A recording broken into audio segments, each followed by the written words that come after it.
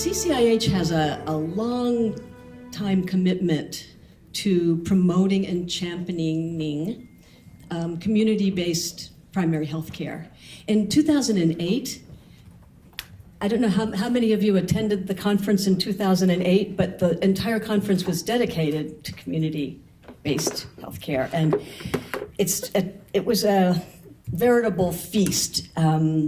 Carl Taylor was with us, Jack Bryant, Dan Fountain, Shoba Arole, who was representing Rajan Maybell and their work in Jamket. Frank talked about Sanru, and Rebecca also presented at that conference. Do you remember? Wasn't it wonderful? Anyway, so today we're looking more specifically at the unique role of the church in community-based healthcare. It's a perfect marriage from our perspective because the church's values and what we value in the work in this discipline, valuing and respecting the community and their part in health and creating health for all.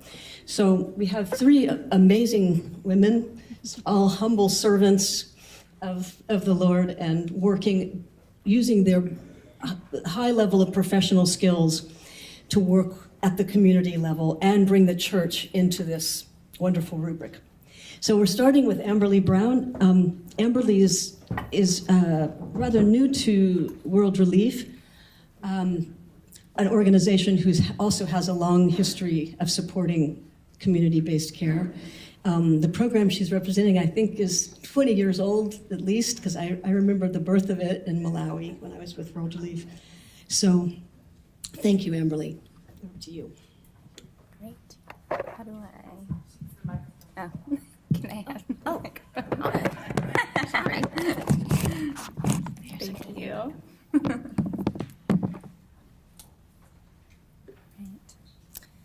Two are better than one, for they have a good return for their labor.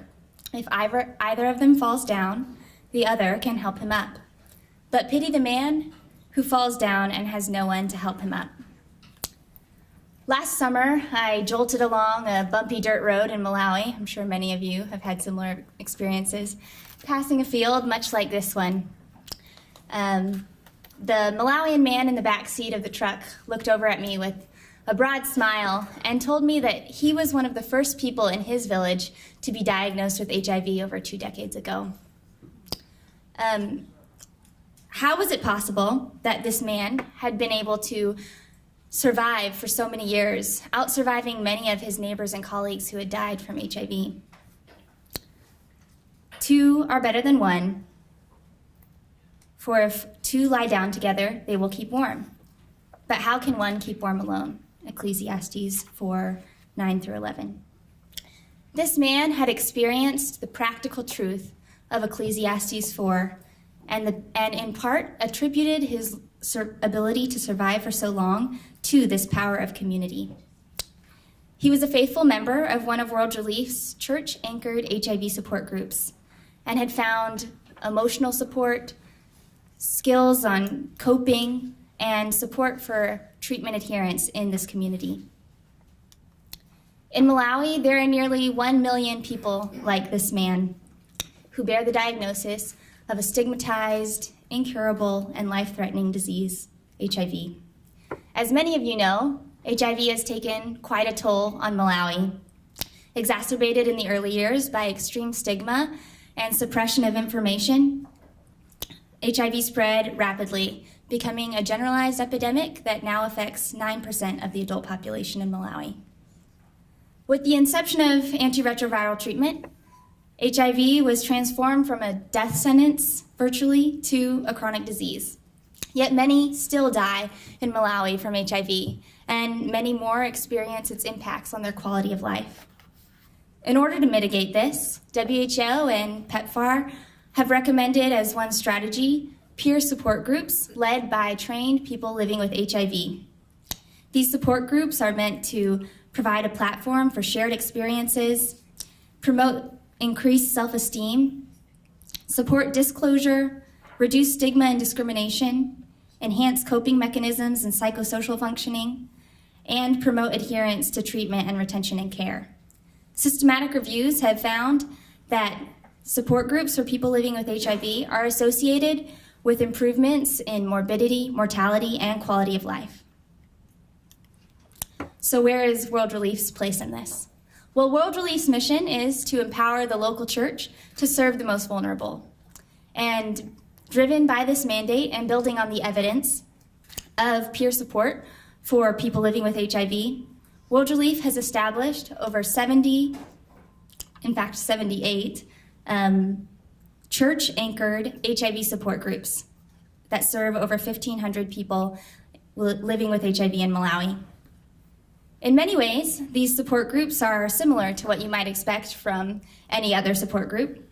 They share knowledge and skills. They perform outreach to their communities to raise awareness on the importance of testing and treatment and reduce discrimination. They provide support for antiretroviral treatment and social support in many other ways. But they are also distinct because of their strong linkage to the church. They do Bible studies together, and they use scripture to encourage each other in hope that is beyond this world. So today I want to share with you a few lessons that I learned through focus group discussions with 10 of these support groups last summer about some of the distinctives that these support groups have because they are church anchored. First, these support groups are able to provide an added layer of social support through spiritual discipleship. As you can see through this quote, each support group is managed and supported by a group of church volunteers, and these volunteers can serve as a resource to go beyond just addressing some of the emotional issues that come with a disease like HIV and address the spiritual questions that also arise. One specific example is with shame that is isolating to many people living with HIV.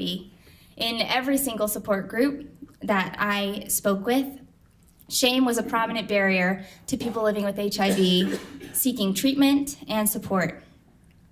So these church volunteers and other members can address shame with the truth that there is no condemnation in Christ. Second, these church-anchored support groups are able to address stigma in a variety of ways. Most distinctly by engaging pastors and religious leaders. In Malawi, many of the false beliefs and stigma associated with HIV have historically, unfortunately, been perpetuated by the religious community. And so engaging pastors in vision casting and encouraging them to interact with the support groups with people living with HIV challenges them to examine their own beliefs and also to share truths about HIV and God's love for people with HIV with their congregation members. Our hope is that this will lead to a halt in some of these false beliefs that are stigmatizing to people living with HIV and address the shame that I spoke about earlier. Third, the strong linkage to the church allows for a sustainable source of support for these people living with HIV. While World Relief provides training and monitoring of these groups, they don't provide other external inputs. Instead, teaching these groups to seek the resources at hand, including calling upon the churches that they meet in to help generate solutions for some of the problems that they face. World Relief believes that the local church is a more permanent institution than any external NGO will ever be, and thus tries to reduce dependency on these external actors and empower the church to be able to meet the needs of their community. Additionally, scripture is used both organically and formally in these support groups, and we find that because of this, many groups are highly motivated to serve others. This quote is a good illustration of that. They do this through home visits of other people living with HIV who are sick or homebound, and by truly sacrificial giving in order to help each other garner the services that they need. Fifth, in a majority Christian context like Malawi, where 86% of people identify as Christians, There are no lack of churches. Churches are extremely common and thus are a convenient venue that provides access to support groups for people in rural settings in Malawi. This also means that this model of support groups is scalable to reach people throughout the country living with HIV. And finally, the churches, the strong linkage to the church that these support groups have by no means diminishes or undermines their linkages to the health system or their emphasis on formal medical treatment.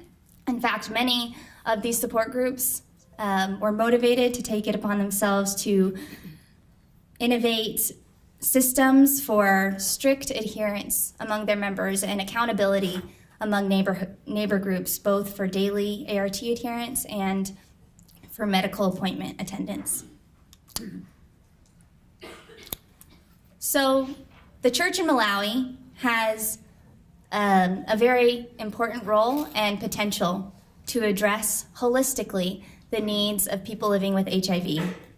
They can do this physically through providing support for ART adherence, socially by looking to scripture to mobilize collective action, emotionally by addressing stigma and discrimination that has historically been perpetuated by the religious community, and spiritually by providing pastoral counseling to members. Through these church-anchored HIV support groups that are based on the biblical principle of community, many Malawians, like the man I spoke about at the beginning of our talk, have found freedom, life, and hope in the transformative power of relationships. And this brings us back to where we began in Ecclesiastes 4. Two are better than one, for one may be overcome, but two can defend themselves. And a cord of 3 strands is not quickly broken. Thank you. Thank you, Amberle.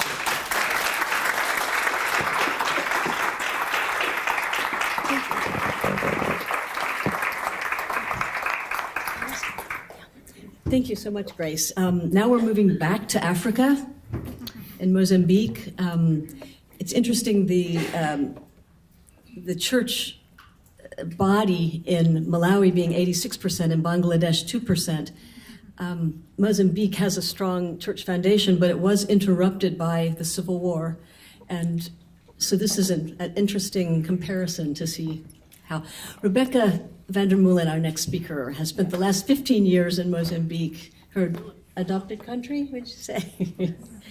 And again, engaging the church, in this case, the Anglican Diocese of Niassa, for underserved and unreached people. And we appreciate your commitment and that of the Anglican Church.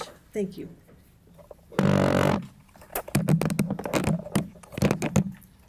It's great to talk after both Malawi and Bangladesh.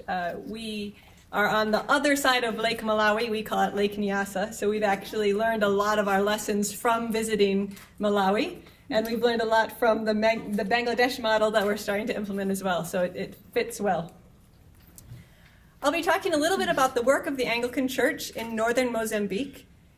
The goal of all of this is that we are not needy beneficiaries. Yes, there is deep poverty, but the goal is that we, regardless of socioeconomic status, are people with skills and gifts. So many people say they've been to Mozambique and they've been to Maputo. We're actually closer to 6 African capitals than we are to Maputo. And so this is the kind of road to get to the areas where we're working. And obviously also sometimes the roads end and then we get in canoes with the bicycle and then we leave the bicycle and keep going.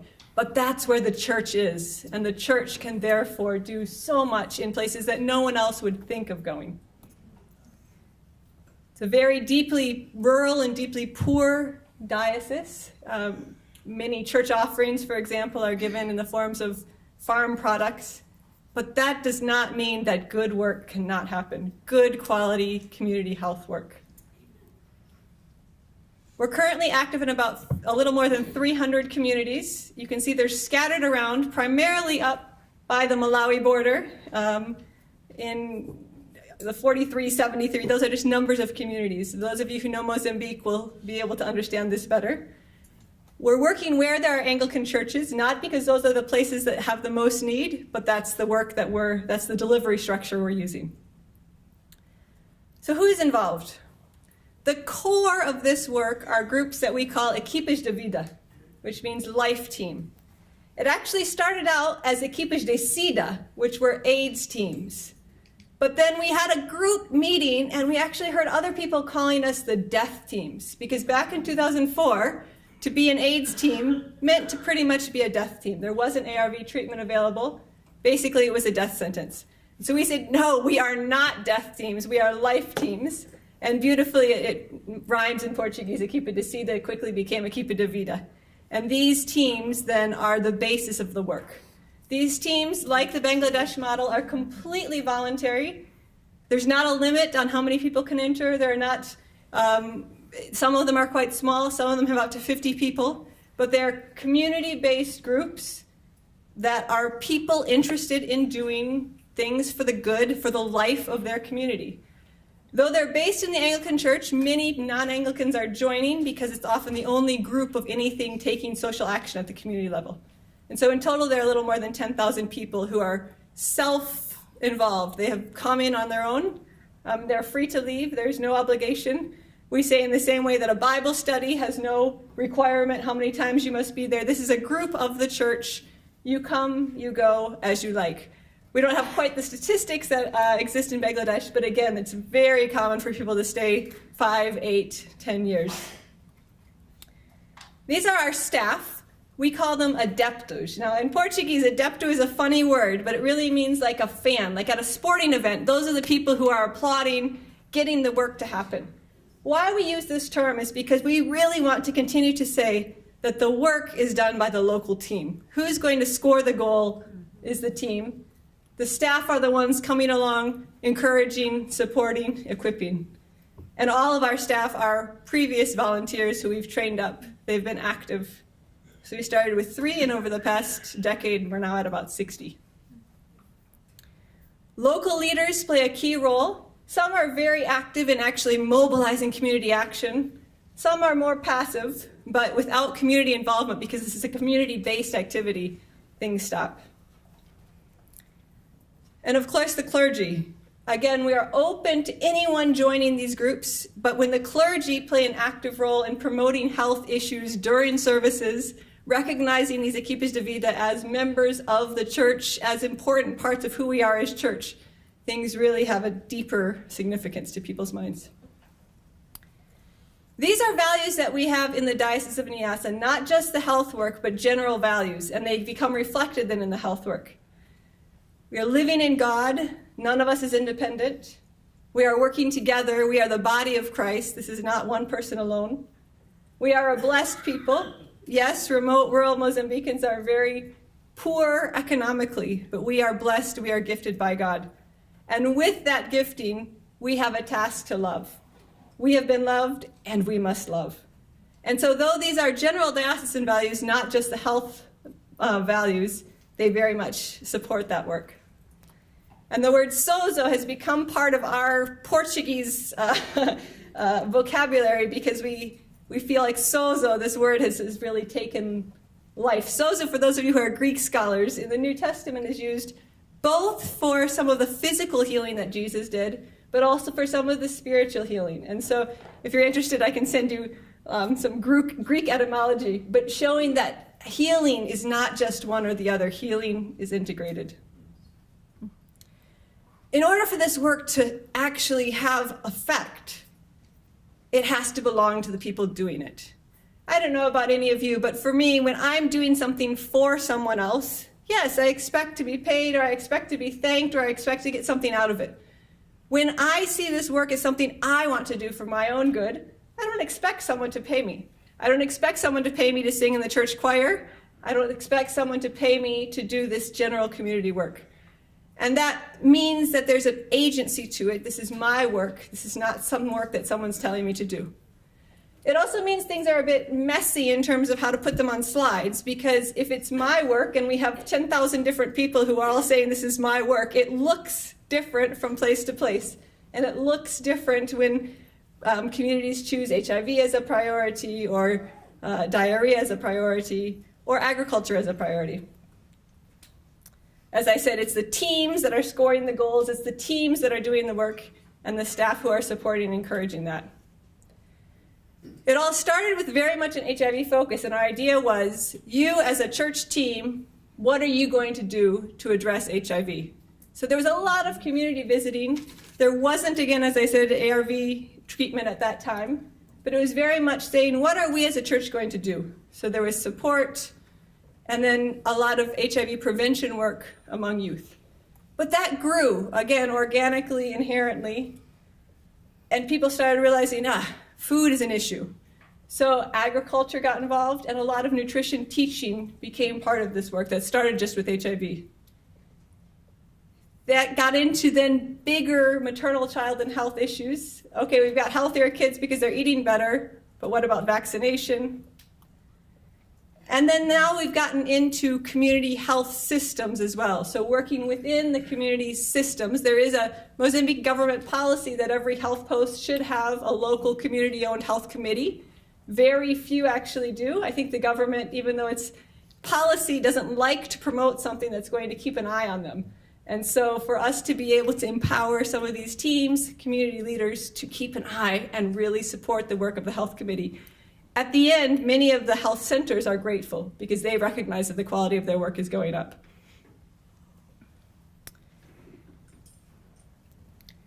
So as a program as well, we've evolved. Originally, the focus was church members. Our church members need to know about HIV. That grew, wait, we need to tell people about HIV. And now in many of the communities, the goal is for there to be universal understanding about HIV or the other health messages that are being given. How does this happen? There's teaching in churches, there's teaching in public settings, there's teaching in schools, but fundamentally it's the one-to-one conversation. I trust, I know, I listen to someone, my neighbor, who I know, who I see. And so one of the new strategies has been to organize households into groups of 10, where they're choosing one person who every month comes and learns something new and shares it with the other 10. That's been a very useful way to try to get towards this 100% coverage, which again was a goal that the churches expressed. So this is not a model we're using everywhere, and it's a model that requires a lot of very clear supervision because quality can be lost at every level. But where there's a goal of getting every house in the community to have understanding, one counselor for every 10 houses, again chosen by those houses. For every group of 20 counselors, they choose one person to be sort of the lead, the animator, who then receive messages from the staff. As we've grown, we've also really tried to do more with data. Not so that I can present at conferences like this, though I think we heard yesterday, again, that's an important role. But to make sure at the community level that very much this work is worth it. Why are we doing this? What is the importance of this? And where are we not being as effective as we hoped? So we've been training local people again to do CAP surveys, knowledge, attitudes, and practice. It takes good training for it to be done well, but it's very possible to get really good data at the local level. So we're working on doing these annually now in the areas where we're working. Here's some example of some data that we've just gotten from the Nampula Luru area. I won't go through it line by line, but these are in terms of attitudes towards people living with HIV. And these, again, are, I think those of you who know international data collection will recognize that these are questions that we can also compare to national and international data points. Would you be willing to care for someone with HIV? Would it be okay if a female teacher who had HIV continued teaching? Would you be willing to purchase vegetables from someone you knew had HIV? Would it be good if someone who had HIV shared the fact that they had HIV? And so you can see over time, we've gotten some improvement. That's from 2014 to 2016. The final is the summary of all. So at the beginning, only 33% of people actually were accepting on all of those 4 indicators. It's up to 62%. There's a lot of work to be done. And this kind of data helps us focus and recognize we're making progress, but we're not there yet. This related to HIV activities. Have you had an HIV test in the last 12 months? A significant improvement. That's been both by mobilizing people, understanding why it is good to get an HIV test, but then also working with the Ministry of Health to get the fuel for the motorbike for the staff person from the health center to go out to where that testing needs to be done. Have you used an unsterilized needle or blade? It's quite common in traditional practice to cut, to let out bad spirits or let out illnesses, and so there's quite a bit of razor blades being used, and that's the number of people who are sterilizing them first has gone up. People who have ever used a condom has gone up, and who used a condom during the last sexual act has gone up. Here's some data on some of the maternal and child health work we're doing. Have you ever gotten in your last pregnancy, and these are people who have given birth in the last 2 years, did you have one antenatal visit? It's close to 100%, up to 93%, but have you had 4? We're only up to 48%. Again, improvements, but this shows the work is not done. Did you get iron supplementation? Did you get SP treatment during pregnancy? Did you have an HIV test during pregnancy? All of this shows movement in the right direction and a lot still to do. I think this one's interesting because it doesn't show all improvement. The first 3 indicators there are on vaccination rates among children aged 12 to 23 months. And the second ones are on what the family did when a child had diarrhea or fever or cough with difficult breathing. And you can see where the 3 on the right, where it was a community household-led activity, there were major improvements. On the left, vaccination rates were not improved, they actually went down. The teaching was being done around both vaccination and response to disease, to sickness, but the vaccination requires someone else as well. It requires that those vaccines become available. So we're using this to go to the health center and say, look, people want to change their health behavior. Look at the good improvements that have happened, but vaccination is still not high enough. What can we do together? So we're just in those conversations right now, and we hope that they'll allow us to figure out whether it's a transport issue or what we can do to work together to make this happen. Thank you to the 10,000 volunteers in Mozambique. We also have financial support from some of the organizations listed here. Thank you.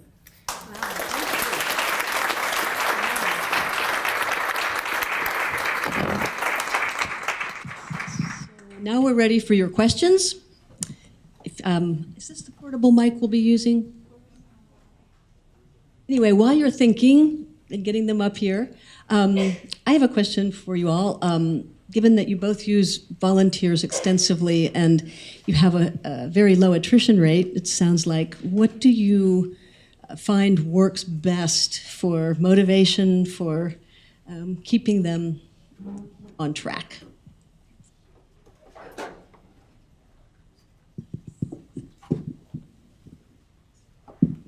I will say from the beginning that we found it much easier in rural areas than in urban areas. We've only done little bits in urban areas, and we don't feel like we've figured out how to do that well. So I think one of the factors in a rural area is that this is something recognized by the whole community. This is a valued role that brings dignity, that brings respect. People feel honored, feel like they have an important task in the community. So fundamentally, I think it's community recognition of these volunteers. But again, I think it's got to be completely voluntary. So many times I've seen NGOs come in and say, we want volunteers, and you must do this, this, this, this, this. That's not a volunteer, that's a contract. And so I think it's critical to make sure that these volunteers are working from the heart because they want to. If they decide to leave, not to stigmatize that, but say, good, thank you for your service, it's time to go. And to accept that this is part of the church's work. As I said, not all of the members are church members. We are starting to work in some areas that are more Muslim, and we've had Muslims coming in eagerly as well to join the work. But that this is valued by the church as part of what it means to be the church. We don't have attrition in the choirs, and we don't have attrition in this. Excellent. Oh, did you want to respond to that? in a non-church setting where values are the predominant way you affect a change of heart of people. I mean, these are spiritual people, but they're not Christian people. So they respond to values. The Old Testament happened, all that kind of stuff. And so that's part of it. But the other part, I think, is this very strong community-based organization structure where there is a prescribed kind of set of, like the latest project focuses on nutrition. And so they're really focusing on nutrition in addition to some of the other maternal and child health things. But it can go anywhere the community wants it to go. It's their project. And so I think that makes a difference.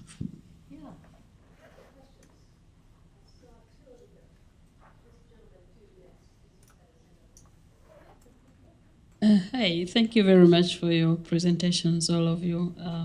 But to Rebecca, this is a church-based program, and you base your work on volunteers. But I can also imagine that you are basing your teaching on biblical. So how do you reconcile with the idea that you must teach Christian values, and yet in your CAP survey, you're also asking how many times did you use a condom? How do you reconcile the two?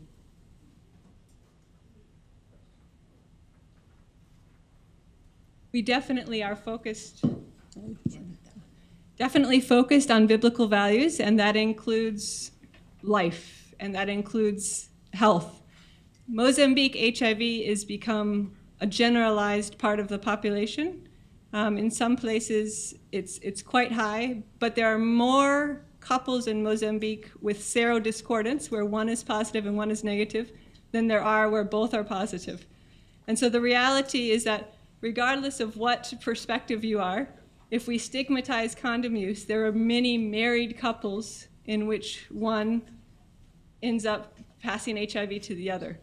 Obviously, we want to teach about what it means to live as sexual beings created in the image of God, what it means to respect our partners, what it means to be in a faithful, committed relationship, and we also want to make sure that there's no HIV that's unnecessary.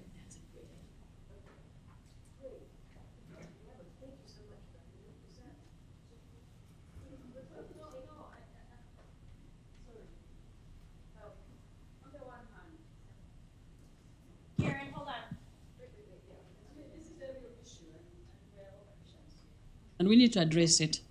And putting it under the carpet is not going to help us. So keeping it under the carpet is not going to help us.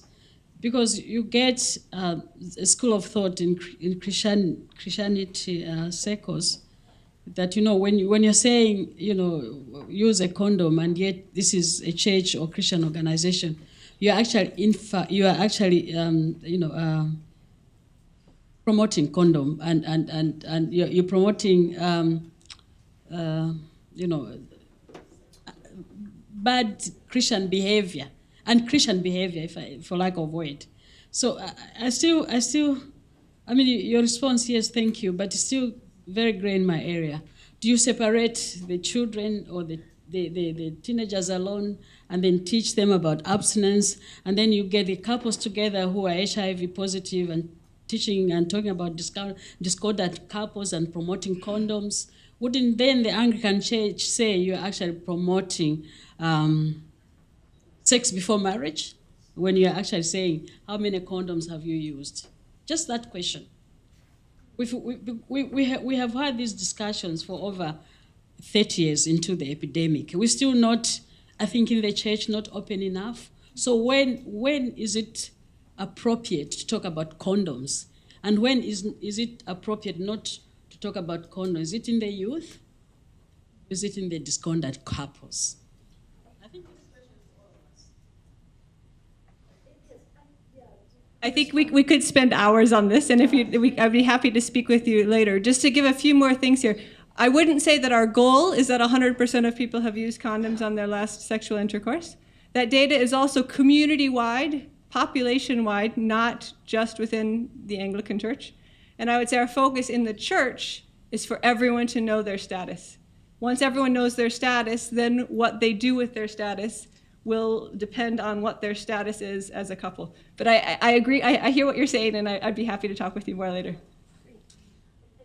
We're going to try to take several questions so we can hear from more people and let our speakers mull over things. So where is the mic now? Okay, great. So we have one here, and then we'll hear from you, and then one other person, and then we'll respond, because we do have a few more minutes left. Rex Barber, I'm with the Engineering Ministries International. Again, this is for Rebecca. Thank you all. I can see where this is much needed in Mozambique. So my question tags in a little bit to what you said, but it seemed like mostly it was women that were involved in this outreach. How are the husbands also incorporated?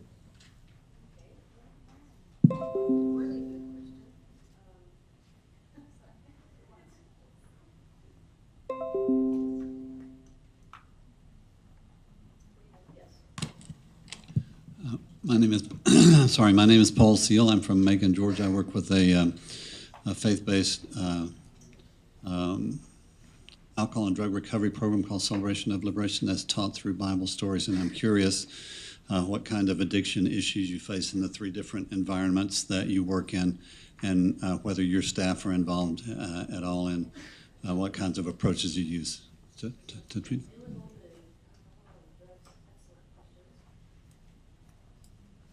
Thank you. My name is Mwai Makoka. I'm working with the World Council of Churches. Mine is not specifically a question to the panelists, but a question to us all. The presentation, I'm from Malawi, so I know part of the work here, and Mozambique, we're neighbors. As churches, one of the first things the World Council of Churches really engaged in was health. And some of you are aware of Contact magazine, and the magazine, which was the second publication. The first one was in 1970. The second publication, March 1971.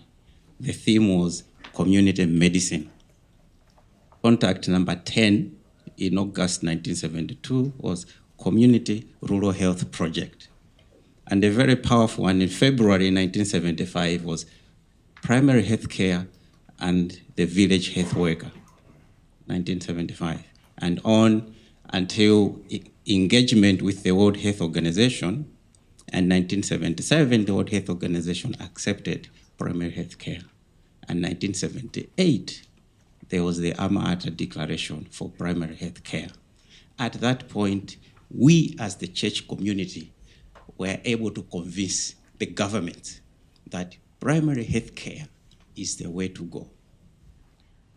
And I attend several meetings and conferences, and I find it difficult that we are coming around convincing ourselves again that primary health care is the way to go, when we already did it 40 years ago.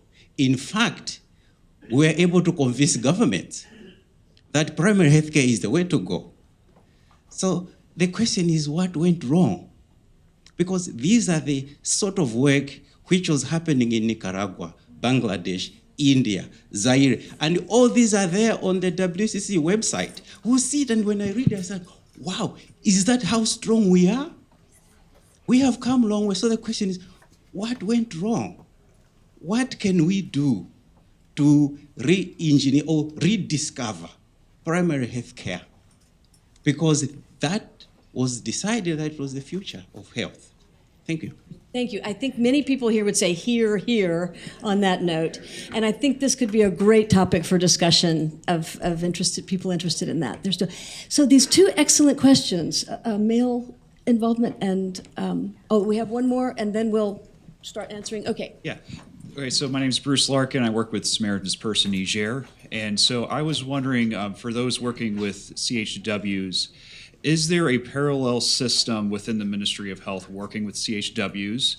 How do you, is there problems integrating with the already existing system? And if there is an existing system that may provide incentives, how do you motivate your CHWs to continue their volunteering with you guys? Hey, gosh, 3 very relevant and great questions. Which would you like to tackle? I think I'm only relevant to the addiction question, which was for all of us, I think. And I think that's a huge issue. In my focus group discussions, alcohol was continually brought up as a significant barrier towards ART adherence and retention and care for support group members. I think that's an area that we would love to more formally tackle in our support groups. It tends to be something that is really organically driven by the issues that arise in the support groups and the accountability that comes there. But alcohol is definitely a barrier to ART adherence and treatment in our support groups. So initiatives like domestic violence and gender equality. But so yes, who would like to respond to the male involvement question? In terms of male involvement, it's something that by doing the house-to-house visits, we're trying to have conversations not just with the women. That photograph was indeed of women, but as opposed to having women's groups, having household groups meet together is one way to involve them. The equipes de vida are almost exactly 50% men, 50% women. That's not something we've worked towards actively. It just has happened. We are trying to figure out what it looks like to have men's groups in areas where barriers to women giving birth at the health post are related to money, and men are therefore involved in that. It's something we're just starting now. In terms of men in Bangladesh, women really need to find their voice before they can participate in these upper levels. And so the primary groups at the village level are separate. Started just with women's groups, but now they do have men's groups, and they'll form them as the men want to get involved. But they also intentionally form some because they also need community health volunteers that are men. They don't need as many, but they need them. And so over time, they've started to have male community health volunteers as well. I think some of our breakout sessions will touch on this topic as well. The question about parallel support and systems in the government to accompany our community health work. In Bangladesh, at least in the areas where I've been exposed, there are no parallel community health workers, although the government is interested in incorporating something like this into their work in the country. I'm not entirely sure how that's progressed. My understanding is if you have community health workers that are government supported by the government, they generally, it doesn't work unless if they get paid. So if you have a system, then that's my understanding, but that these smaller community grounds up kinds of structures, which can cover large populations, do work fairly well if they get community recognition. And I think the training is key as well, and are empowered to link up with the formal health system that's there. And so, does that answer your question? And just to say quickly, I've seen both in Mozambique because a new community health worker program nationally called the APA program came about, 8 years ago or so now. It was a challenge at the beginning in the communities where we're already working because suddenly one of the types of community health workers got paid by the government and the other 8 types that we had trained up didn't. Where we've been working in new areas, it's been much easier because actually these government community health workers are actually kind of seen as government staff. And so then the true community people aren't feeling like they're in competition because that's actually just sort of a paid government person, even though they don't have a clinic of their own. Mm-hmm. Yeah. I've seen the TTBAs working the clinics in the health facilities with the staff, government paid staff. And it's a real supportive relationship. Great. Any other final questions before we... Yes, Charles. See. Hi, my name is Charles Franzine. I'm with World Relief. I have a question for Rebecca. Mozambique, we love Mozambique. Mozambique is a wonderful country. But in Mozambique with World Relief, we had a very serious problem in understanding the relationship between churches. There are a lot of syncretistic churches in Mozambique, and very difficult to discern theology, liturgical, Anglicans being very liturgical, Pentecostals sort of quasi-Pentecostal, some this, that, and the other, Zion Church. When we talk about the church in Mozambique, and we had a very serious issue with this with World Relief, to try to find common ground for the church to work together, of common principles, a common vision, and a common understanding of the Bible. How did you work? Was it purely through the Anglican Church? Did you have a way to unify the churches together, give them objective tasks to perform together? I'd be very interested in how you managed to get the churches to work together. Thank you. That's another huge question. And I think I would be the first to say that theological education in Mozambique is a huge need. This is not a theology conference, but we have, for example, 600 Anglican churches and about 50 priests. The rest is done by lay people who have varying different levels of education opportunities. And that's the Anglican example, but I think all of the churches in Mozambique I've seen are similar. So it's lay-led by people with very little theological education. It's a challenge. We have done some guided Bible studies to help bring people together. When you read the Bible first, it's hard to argue that you don't agree with the Bible. And there are obviously many different ways to interpret things, but often a few key stories can bring people together at the beginning. The Good Samaritan is a nice, straightforward, simple story, but it actually can help us realize that despite our differences, we're working towards the same goal. There's so much need, though, for good theological education. So our work has been to try to find those unifying principles and bring people along with those. What happens beyond that is still a bit messy at times. Thank you. Thank you so much. I hope these questions and discussions will continue and spark some lively follow-up questions. We're going to close this session now. Thank you so much for your engagement. I mean, this is what makes community-based primary healthcare work, and we need to really involve everyone. To that end, we'd like to ask Reverend César from L'Espoir de la Famille to come and close this session with a prayer en français, s'il vous plaît.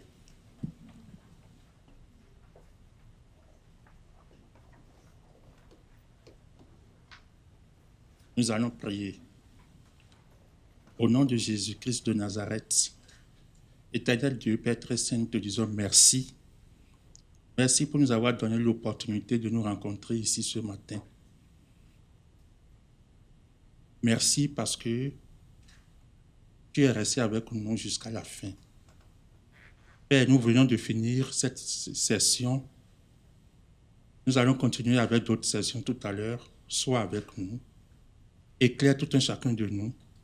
Édifie-nous afin que tout se passe pour ta gloire. Merci Seigneur parce que tu l'as fait. Merci parce que tu vas bénir cette journée pour nous.